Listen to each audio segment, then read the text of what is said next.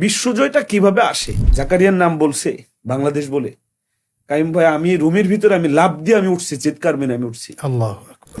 তোমার মতো বিশ্বজয়ী হাফেজ হওয়ার জন্য শিক্ষার্থী যারা আছে এদের উদ্দেশ্যে তোমার কি পরামর্শ থাকবে বলো তো? কাবার পাশে বসে বা কাবার কালো গিলাফ ধরে কান্না করতেছিলেন। নুরুদ্দিন জাকারিয়ার বাবা বাইতুল্লাহ 17 দিন ছিল, এই 17 দিন একাধারে রোজা রাখছে, একাধারে।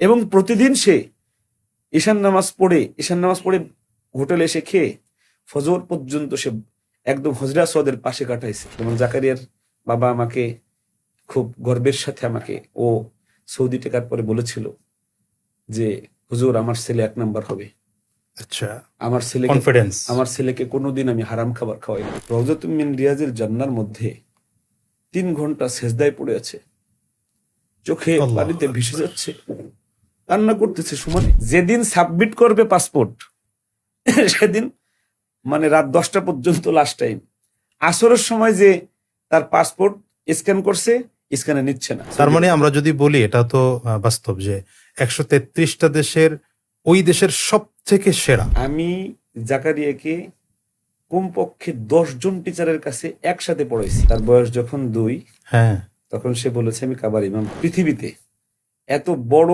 প্রতিযোগিতা এই এবছরের আগে আর হয়নি। চুলচেরা বিশ্লেষণ, এই বিচারকরা আমরা কোনো ধরনের কোনো পার্সিয়ালিটি করেন না। আসসালামু আলাইকুম ওয়া রাহমাতুল্লাহি ওয়া বারাকাতুহু। আমরা আজকে আছি যিনি ইতিমধ্যে গোটা বাংলাদেশকে গৌরবময় করেছেন, সৌদি আরবের প্রতিযোগিতায় যিনি অংশগ্রহণ করেছেন এবং 133টা দেশের মধ্যে প্রতিযোগিতায় অংশগ্রহণ করে প্রথম স্থান অধিকার করেছেন, আমাদের অত্যন্ত প্রিয় মানুষ, আমাদের স্নেহাস্পদ হাফেজ নুরুদ্দিন জাকারিয়া। আসসালামু আলাইকুম রহমতুল্লাহি ওয়া বারাকাতুহু। এবং সাথে আছে আমার বাম পাশে আমার অত্যন্ত মহাব্বতের মানুষ, আমার প্রিয় ভাই বন্ধুবর মুফতি আব্দুল কাইয়ুম মোল্লা, আমাদের হাফেজ জাকারিয়ার খুব যোগ্য এবং মাহের উস্তাদ এবং বাংলাদেশের অনেক বড় বড় হাফেজদের কারিগর তিনি।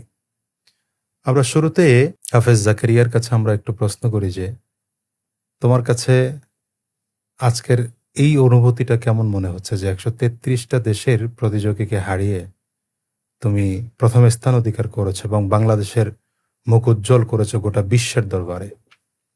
তোমার কাছে কি মনে হয়? আলহামদুলিল্লাহ, আল্লাহর অশেষ রহমত এবং অনুগ্রহে আল্লাহ তাআলা এটা আমাকে দান করেছেন। এটা অনেক মানুষেরই স্বপ্ন থাকে, আল্লাহ তাআলা আমাকে কবুল করেছেন এত অল্প সময়ে। এটা এই আনন্দ ভাষায় প্রকাশ করা সম্ভব না আমার পক্ষে। মাশাআল্লাহ। তোমার আজকের সফলতার পেছনে তোমার কাছে কি মনে হয় কার কার মেহনত সব থেকে বেশি এবং আজকের এই জায়গাটায় এসে কার কথা সব থেকে বেশি মনে পড়ছে? এক পক্ষের মেহনত দিয়ে তো এগুলো সম্ভব না, সকলের মেহনত এখানে জড়িত, নিজের উস্তাদের, মাদ্রাসার ছাত্র ভাইদের। তারপর আমার খুব বেশি স্মরণ পড়ে আমার নানা জানের কথা। আচ্ছা, ছোটবেলা থেকেই তিনি আমাকে এই সমস্ত বিষয়ে উৎসাহ দিতেন, আগে বাড়ার চেষ্টা করতেন। আল্লাহ তাআলা হয়তো কবুল করেছেন তার দোয়ায়। মাশাআল্লাহ, মাশাআল্লাহ। আচ্ছা মুফতি আব্দুল কাইয়ুম মোল্লা ভাই, আপনি তো, আমি জানি এবং আপনাকে খুব ভালো করে চিনি, আপনি যখন খুব অল্প কিছু ছাত্র নিয়ে মাদ্রাসা পরিচালনা করতেন, প্রচন্ড মেহনতি একজন মানুষ ছিলেন। তো আমি অবশ্যই এটা বিশ্বাস করি যে এই হাফেজ জাকারিয়ার সফলতার পিছনে আপনার মেহনত অনেক, মানে যেটা ভাষায় বলার মতো না। তো আপনার কাছে কি মনে হয় যে ওর সফলতার পিছনে মূল কোন কাজটা আপনার বেশি গুরুত্ব বহন করেছে? আলহামদুলিল্লাহ সুম্মা আলহামদুলিল্লাহ, আজকে আপনার পডকাস্টে এসেছি, অনেক ভালো লেগেছে। আল্লাহ রাব্বুল আলামিন আমাকে জাকারিয়াকে আজকের এই সম্মানের আসনে বসার সুযোগ করে দিয়েছেন। আল কোরআন হলো এমন একটি কিতাব, এই কিতাবের সঙ্গে যদি কাঠ লেগে যায় কাঠ চুমু দেয় মানুষ, কাপড় লাগলে কাপড়কে চুমু দেয় মানুষ। আর মানুষ যদি এই কোরআনকে লালন করে, মানুষ যদি এই কোরআনকে বক্ষে ধারণ করে এবং মানুষ যদি এই কোরআনকে তার জীবনের প্রত্যেকটা পাতায় পাতায় সেট করে, তাহলে এই কোরআন তাকে অভাবনীয় সফলতা দিবে। অবশ্যই। এই জাকারিয়ার আজকের এই সফলতার আপনি স্টেপ বাই স্টেপ যদি জেনে আসেন, তার বয়স যখন 2, তখন সে বলেছে আমি কাবার ইমাম হব। আচ্ছা, বাচ্চা অবস্থায়। বাচ্চা অবস্থায় তার নানা প্রখ্যাত একজন আলেম ছিলেন। তার নানা ভাই মানে এই প্রতিযোগিতা করতে চাইতো সে নিজে, আচ্ছা আচ্ছা আচ্ছা, সে পারে নাই। মানে তার ভেতর একটা আগুন ছিল হ্যাঁ, এই তার সময়। মেয়েকে বিয়ে দিছে তার বাবা একজন হাফেজের কাছে, জাকারিয়ার বাবা।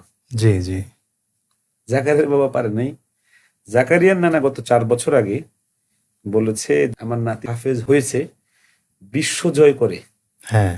বাইতুল্লাহ আমি একটা গরু কুরবানি করে দেব। আচ্ছা, এটা কিন্তু মাশাআল্লাহ। এই আজকের ডে থেকে 4 বছর আগের কথা বলছি। হুম। তার মানে তখন থেকে ওনার মধ্যে এই আশাটা। সে যে বলছে যে সবচেয়ে বেশি মনে পড়ছে আমার নানাকে, নানাজিকে। তো নানাজি কি ধরনের স্বপ্ন লালন করতো তাকে নিয়ে। ও যে বলছে যে অনেকের মেহনতের ফসল এটা। আমি জাকারিয়াকে কমপক্ষে 10 জন টিচারের কাছে একসাথে পড়াইছি। ইয়া আল্লাহ। জিজ্ঞেস করেন তাকে, সেটা মিশরের একজন মানে স্কলার 10 কিরাতের হুম। সে সহ। আমাদের শাইখ আব্দুল হক দামাত বরকাতুহুল আলিয়া একদিনে তাকে 30টা প্রশ্ন করেছে এক বসায়। আচ্ছা আচ্ছা আচ্ছা। এরকম 10 জন প্রখ্যাত টিচার দিয়ে আমাদের আর রায়হানের শিক্ষক সহ একযোগে মেহনত চলছে তার উপরে। এর আগে যে প্রতিষ্ঠানগুলো সে পড়েছে সে প্রতিষ্ঠানগুলো বিশ্বমানের প্রতিষ্ঠান, সেখানেও তার উপরে প্রচন্ড মেহনত করেছে এবং সেখানে তারাও সফলতা পেয়েছে। আচ্ছা আচ্ছা আচ্ছা। এভাবেই একজন অখ্যাত মানুষ মেহনত এবং সাধনার মাধ্যমে কোরআন দিয়ে বিখ্যাত হয়ে যায়। মাশাআল্লাহ মাশাআল্লাহ। আপনাদের ওখানে প্রতিযোগিতায় অংশগ্রহণ করেছে 133টা দেশ, না? আমাদের এখানে আপনি যেটা বলেছেন 133 দেশ, অর্থাৎ পৃথিবীতে এত বড় প্রতিযোগিতা এই এবছরের আগে আর হয়নি। যেমন এখানে গত বছরও আমরা গিয়েছিলাম, আর রাহেন মাদ্রাসা গিয়েছিল। গত বছর 128 দেশ ছিল, আচ্ছা আচ্ছা। এবছর আরো 5 দেশ বাড়ছে, 133 দেশ। অর্থাৎ সৌদি আরব চাচ্ছে যে এই প্রতিযোগিতাগুলো যেন সর্ববৃহৎ হয়। এবং গোটা বিশ্বের মধ্যে সব থেকে হ্যাঁ, যেমন দেখেন ও 1 নাম্বার হয়েছে, সমগ্র বাংলাদেশের সবাই একযোগে এটা নিয়ে উদযাপন করছে। এটা যে দেশে হচ্ছে সেই দেশ উদযাপন করছে। হ্যাঁ। সৌদি আরব এটা চাচ্ছে যে একটা ছেলে বিশ্বজয় করবে, ওই পুরো দেশে কোরআনের একটা মানে মাহওয়াল তৈরি হবে। আচ্ছা আচ্ছা আচ্ছা। এভাবে তারা কোরআনের আলোকে ছড়াতে চাচ্ছে। আচ্ছা, এই আচ্ছা। প্রতিযোগিতার মূল উদ্দেশ্য। তার মানে আমরা যদি বলি এটা তো বাস্তব যে 133টা দেশের ওই দেশের সব থেকে সেরা। আমি আমাদের এখানের বাছাই প্রক্রিয়া আপনাকে বলি। যখন ধর্ম মন্ত্রণালয়ে সৌদি আরবের এই চিঠিটা আসছে যে আমরা 15 পারা গ্রুপে 2 জন, একজন মেয়ে একজন ছেলে, 30 পারা গ্রুপে একজন মেয়ে একজন ছেলে আমরা নিব, এটা প্রজ্ঞাপন আসার পরে এরা পত্রিকায় সার্কুলার দেয় যে অমুক তারিখ এই বিষয়ে পরীক্ষা হবে, আবেদন দাখিল করেন আপনারা, জমা দেন। হ্যাঁ। আমরা 350 টাকা এই ব্যাংক ড্রাফট করে জি। এরপরে আমরা দরখাস্ত জমা দিই। আচ্ছা আচ্ছা আচ্ছা এখানে এদের পরীক্ষার দিন প্রায় বাংলাদেশের এখানে সবাই আবার জমা দেয় না, আচ্ছা। যাদের সম্ভাবনা আছে হ্যাঁ। যে ওই জায়গা টিকবে, আচ্ছা আচ্ছা। এরকম 300 থেকে 400 হাফেজ এখানে এসে জড়ো হয় পরীক্ষা দেওয়ার জন্য।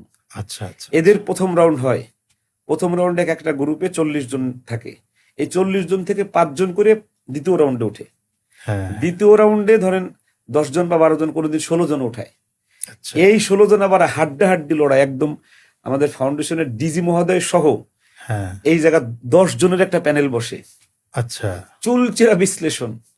এই বিচারকরা আবার কোনো ধরনের কোনো পার্সিয়ালিটি করে না, কারণ এটা তো দেশের প্রশ্ন। হ্যাঁ। এখান থেকে বিজয়ী হয়ে যে যাবে, ওইখানে যে বিজয়ী না হলে তো কোনো মান নাই। মান নাই। এজন্য এখানে চুল পরিমাণ কোনো ছাড় দেয় না সর্বোচ্চ বিচারকরা, কোয়ালিটি একদম এখানে। সর্বোচ্চ কোয়ালিটিতে ধরে।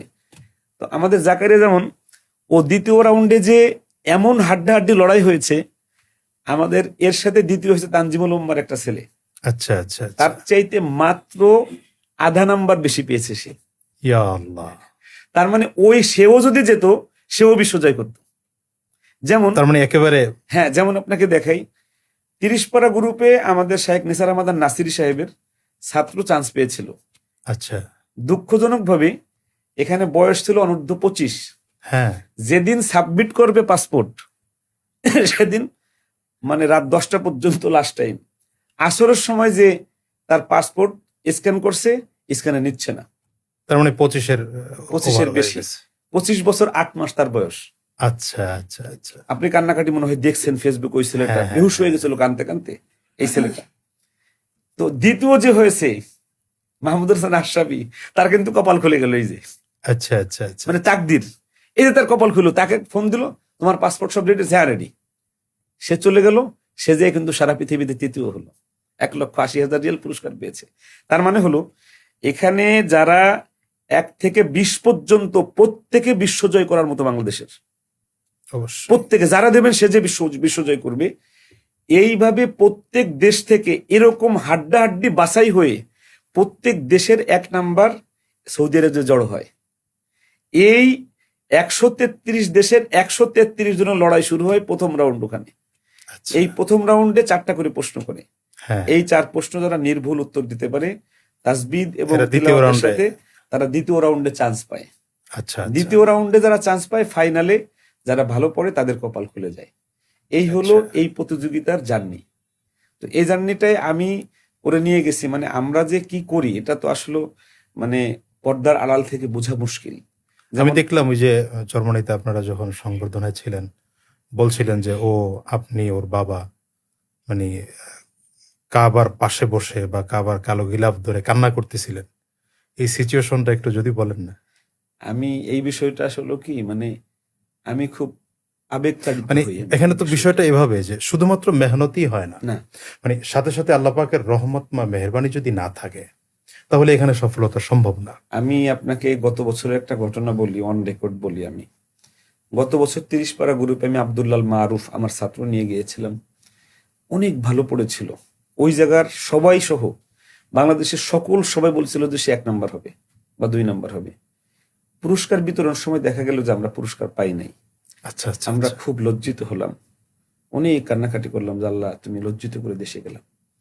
আল্লাহ এবছর আমাদের নুরুদ্দিন জাকারিয়া টিকলো। তা নুরুদ্দিন জাকারিয়া যখন ফাইনালে পড়তেছে, গত বছরের যে বিচারক ছিল যিনি, তার একজন আমার পাশে বসা। ঘটনাটা বুঝেন, এইখানে বিচারক প্যানেলে 10 বছর পরে একজন চান্স পায় এক দেশে। আচ্ছা আচ্ছা। এর 10 বছর, যেমন বাংলাদেশ থেকে গত 4 বছর আগে নিয়েছে, আগামী 6 বছর পরে আবার একবার নেবে। এইভাবে হলো বিচারক বসে এখানে ফাইনালে। উনি আমাকে দেখেই বলছে যে আন্তা বাংলাদেশ, আমার ছবি বের করে দেয়, বলছে মারুফ, আব্দুল্লাহ মারুফ। হ্যাঁ, বলতেছে যে তোর ছেলে তো আমরা যে নাম্বার দিছে তাতে সে 1 বা 2 হয়ে রয়েছে ছিল, তোর ছেলেটা পুরস্কার পাই না, আমি খুব কষ্ট পেয়েছি। তো এরপরে ও যখন পড়ার পরে উনি তাকে জড়াই ধরে বলতেছে মানে সে তোর ছেলে এবছর 1 নাম্বার হবে, আমি বলে দিলাম। এবং মার্কাজুল আউয়াল। মার্কাজুল আউয়াল আমি এবার এটা খেয়াল রাখবো যে কোনোভাবে যেন এখানে কোনো ধরনের কোনো সমস্যা না হয়। তো আচ্ছা আচ্ছা। গত বছর তাকদিরে ছিল না, হবে হয়তো। বিচারকরা নাম্বার দিয়েছে হয়তো, তাকদিরে ছিল না, আল্লাহর রহমত ছিল না, পাই নাই। গত বছর কান্না করেছি, অপদস্থ হয়েছি, অপমানিত হয়েছি। আল্লাহ রাব্বুল আলামিন আমাকে ঠিক 1 বছর পরে সেই প্রতিযোগিতায়, সেই ঘরে, সেই ঘরে, সেই কাবার মধ্যে আল্লাহ রাব্বুল আলামিন আমাদেরকে সম্মানিত করেছেন। এটা আমার বিশ্বাস যে সম্পূর্ণটাই আমাদের মেহনত ছিল, বাকি আল্লাহর রহমত আর দয়ার মাধ্যমে এই বিশ্বজয় এসেছে। আপনি আমাকে যেটা জিজ্ঞেস করেছেন, একজন বাবা রওজাতুম মিন রিয়াজিল জান্নার মধ্যে 3 ঘন্টা সেজদায় পড়ে আছে, চোখে আল্লাহু পানিতে আকবার। ভেসে যাচ্ছে, কান্না করতেছে সমানে। এদিকে আপনি শুনে খুশি হবেন, বাংলাদেশের নোয়াখালীর দারুল কোরআন একটা মাদ্রাসা আছে, শরীফ ভাই মাদ্রাসা, উনি আমার বন্ধু মানুষ।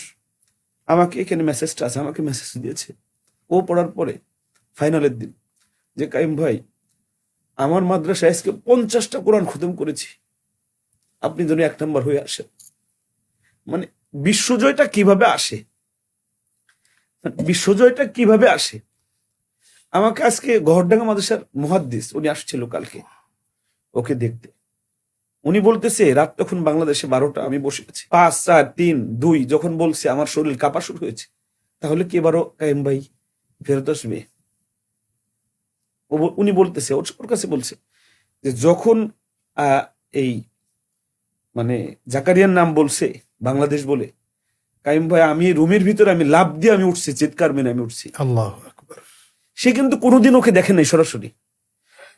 এইভাবে হলো আমাদের দেশের কোরআন প্রেমীরা কোরআনের এই ছাত্রদেরকে ভালোবাসে। আর এই রকম দোয়া আর ভালোবাসার মাধ্যমে আমার মাদ্রাসায় আমি ফোন দিলাম রেজাল্টের দিনে, আমাকে আমার প্রধান শিক্ষক বলতেছে, হুজুর আমি তো এবার খানা পাক করিনি ফাইনালের দিন, অর্ধেক ছাত্রের বেশি, অর্থাৎ প্রায় আমাদের হেফখানায় 950 ছাত্র, অর্ধেক ছাত্রের বেশি রোজা রাখছে সবাই না খেয়ে। আল্লাহ। এটাকে আপনি কিভাবে বিশ্লেষণ করবেন বলেন? কোন ভাবে বিশ্লেষণ করবেন? নুরুদ্দিন জাকারিয়ার বাবা বাইতুল্লাহ 17 দিন ছিল, এই 17 দিন একাধারে রোজা রাখছে, একাধারে। এবং প্রতিদিন সে ঈশান নামাজ পড়ে হোটেলে এসে খেয়ে ফজর পর্যন্ত সে একদম হজরা সদের পাশে কাটাইছে, ঘুরে ঘুরে কান্না করছে শুধু। আর বলেছে, আল্লাহ আমি তোমার কাছে 2-3 চাই না, আমি তোমার কাছে 1 চাই। সরাসরি তার সর্বোচ্চ চাওয়া। আমাকে উনি খুব মানে কনফিডেন্স রেখে বলতেছিল যে, হুজুর আমি আল্লাহর কাছে বলছি, আল্লাহ আমার 1 দিতে হবে, আল্লাহ আমার 1 দেবে। আলহামদুলিল্লাহ। আলহামদুলিল্লাহ। আচ্ছা আব্দুল কাইয়ুম ভাই, আপনার কাছে একটা সহজ প্রশ্ন করি। হ্যাঁ, আপনি তো সেই 30 বছর আগের যদি চিন্তা করেন, হ্যাঁ, মাদ্রাসার একদম শুরুর দিক, যখন সম্ভবত 21 বছর আগে সম্ভবত 25-30 জন বাচ্চাদেরকে নিয়ে শুরু করছিলেন। এরপরে করোনার মধ্যে এসে ঢাকায় মাদ্রাসা শুরু 2020 সালের শেষে, 20 সালে, ঠিক না? আজকে আপনার মাদ্রাসায় সম্ভবত 3000-এর উপরে ছাত্র আছে। আপনার হাতে কারি আবু রায়হান, আপনার হাতে রিফাত বিন আব্দুল রশিদ, আব্দুল্লাহ মারুফ এবং অসংখ্য ছাত্র আপনার আছে। কিন্তু 133টা দেশে স্বয়ং সৌদি আরবে অংশগ্রহণ করে ফার্স্ট হয়েছে সম্ভবত আপনার এই জাকারিয়া। এই জায়গার আপনার অনুভূতিটা কি? এদের অনুভূতি, আপনি এই ফাইনাল অনুষ্ঠানটা ওরা ডকুমেন্টারি দেখাইছিল 15 মিনিট। এই 15 মিনিটের মধ্যে আমার একটা সিন ওখানে গেছে, সেটা হলো যখন ফাইনাল পড়ে নেমে আসছে, আমি দাঁড়ায় ওকে জড়িয়ে ধরছিলাম আর আমার চোখ দিয়ে পানি পড়তেছিল। ওর যখন মার্কাজুল আউয়াল বলছে মিন বাংলাদেশ, ওর বাবা আমার শহীদ আজহারী সাহেব, আমাদের চোখ দিয়ে অঝোর ধারায় পানি পড়তেছে। মানুষ তো স্বাভাবিকভাবে এ সময় খুব মানে খুশি হয়, হেসে দেয়। আর আমার ওই সময় খুব আল্লাহর কাছে মানে মনে হচ্ছিল যে আল্লাহ আমাকে বিরাট বড় সম্মানিত করলো, যে কোরআনকে জন্মের পর থেকে শুনি, লালন করি, যে কোরআনকে ভালোবাসি, যে কোরআনের জন্য জীবন দিতে প্রস্তুত থাকি, সেই কোরআন যে ঘরে নাজিল হয়েছে, সেই ঘরে আমার মাদ্রাসার ছাত্র নুরুদ্দিন জাকারিয়া 133 দেশের মধ্যে প্রথম হয়েছে। এর চাইতে ভালো অনুভূতি আমার কাছে আর নেই। আর আমার কাছে আমার রায়হানের ওই গজলটা এখানে আমার কাছে খুব মানে বলতে ইচ্ছা করে। অবশ্যই অবশ্যই বলবেন। এত ভালোবাসো কেন মালিক আমায়, এত ভালোবাসো কেন মালিক আমায়, আমার এই কণ্ঠে তুমি তোমারি বাণী তুলেছ, মাশাআল্লাহ মাশাআল্লাহ। বুকের দেরাজে তুমি কোরআনের স্থান দিয়েছ, এত ভালোবাসো কেন মালিক আমায়, কি করে শুকর তার করিয়া দায়, এত ভালোবাসো কেন মালিক আমায়, এত ভালোবাসো কেন মালিক আমায়। মাশাআল্লাহ মাশাআল্লাহ। আমি সর্বশেষ একটা শুধু প্রশ্ন করব যে, আপনি তো একজন ওস্তাদ, এমন ছাত্র গড়ার জন্য ওস্তাদের প্রতি আপনার পরামর্শ কি থাকবে? আমার একটা স্লোগান আছে, শারীরিক শাসন মুক্ত, মানসিক ভয় মুক্ত, আদর্শিক হিফজখানা। চমৎকার কথা। পরম স্নেহ মমতা ভালোবাসা দিয়ে বাচ্চাদের সুপ্ত প্রতিভাকে বের করতে পারলে এর চাইতে বেশি বিজয় আসবে আপনার ইনশাআল্লাহ। ইনশাআল্লাহ ইনশাআল্লাহ। আমি এই বক্তব্যর আমি জনক, এই বক্তব্যটা আমার, এই বক্তব্যটাকে আমি লালন করি, এটাকে আমি ছড়িয়ে দিতে চাই বাংলাদেশের প্রত্যেকটা হেফখানায়, যে প্রচন্ড শাসন করে নয়, শারীরিক শাসন মুক্ত, মানসিক ভয়মুক্ত, ভালোবাসা দিয়ে বুঝিয়ে বাচ্চাকে মানুষ করলে আমার মনে হয় যে এখন যতটুকু লেখাপড়া হচ্ছে এর চাইতে অনেক বেশি হবে। এখানে আমরা রাসূল করিম সাল্লাল্লাহু আলাইহি ওয়াসাল্লাম আদর্শিক জীবনকে আমরা সামনে রাখতে পারি। রাসূল করিম সাল্লাল্লাহু আলাইহি ওয়াসাল্লাম পৃথিবীর শ্রেষ্ঠ শিক্ষক ছিলেন এবং উনি শারীরিক শাসনমুক্ত, মানসিক ভয়মুক্ত, পরম বন্ধু হিসেবে শিক্ষক ছিলেন। গার্জিয়ানদের উদ্দেশ্যে কিছু বলেন। গার্জিয়ানদেরকে আমি বলবো যে ওনাদের যদি গুণামুক্ত জীবন ওনারা ধারণ করতে পারে, যেমন জাকারিয়ার বাবা আমাকে খুব গর্বের সাথে আমাকে ও সৌদি টেকার পরে বলেছিল যে হুজুর আমার ছেলে 1 নাম্বার হবে। আচ্ছা, কনফিডেন্স। আমার ছেলেকে কোনোদিন আমি হারাম খাবার খাওয়াইনি। আমার ছেলে হওয়ার পরে কোনোদিন আমি কোনো গুনাহের কাজ করি নাই। আমি প্রত্যেকটা পিতামাতাকে আমি সাজেস্ট করব যে সন্তানকে যদি আপনি মানুষের মতো মানুষ হিসেবে দেখতে চান, আগে নিজে একজন মানুষ হয়ে যান, চমৎকার। নিজে গুণামুক্ত হয়ে যান। আশা করা যায় যে তাহলে আপনার সন্তান পৃথিবীর শ্রেষ্ঠ মানুষ হবে ইনশাআল্লাহ। অনেক কথা বললাম আপনার সাথে, আমি যেন কোথায় হারিয়ে গিয়েছিলাম। ইচ্ছা ছিল খুব ছোট করব, কিন্তু মনে হয় যেন আরো লম্বা করি। সর্বশেষ জাকারিয়ার কাছে প্রশ্ন, তোমার মতো বিশ্বজয়ী হাফেজ হওয়ার জন্য শিক্ষার্থী যারা আছে এদের উদ্দেশ্যে তোমার কি পরামর্শ থাকবে বলো তো? শিক্ষার্থীদের উদ্দেশ্যে পরামর্শ, উস্তাদরা যেভাবে বলে সে অনুযায়ী সর্বোচ্চটা দিয়ে চেষ্টা করা এবং গুণামুক্ত জীবন যাপন করা। ইনশাআল্লাহ আল্লাহ তাআলা সফলতা দান করবেন। ইনশাআল্লাহ। আপনার ছাত্রকে আমাদের একটু তিলাওয়াত শোনাবেন। কলেজাটা এতক্ষণ যত কিছুই বলতেছি কিন্তু ঠান্ডা হচ্ছে না। জাকারিয়া, আচ্ছা, আমি যদি একটু বলি, তুমি যেই তিলাওয়াতের মাধ্যমে আজকে বিশ্বজয়ী হয়েছো ওই তিলাওয়াতটাকে একটু করবা? আউযু বিল্লাহি মিনাশ শাইতানির রাজীম। বিসমিল্লাহির রহমানির রহিম।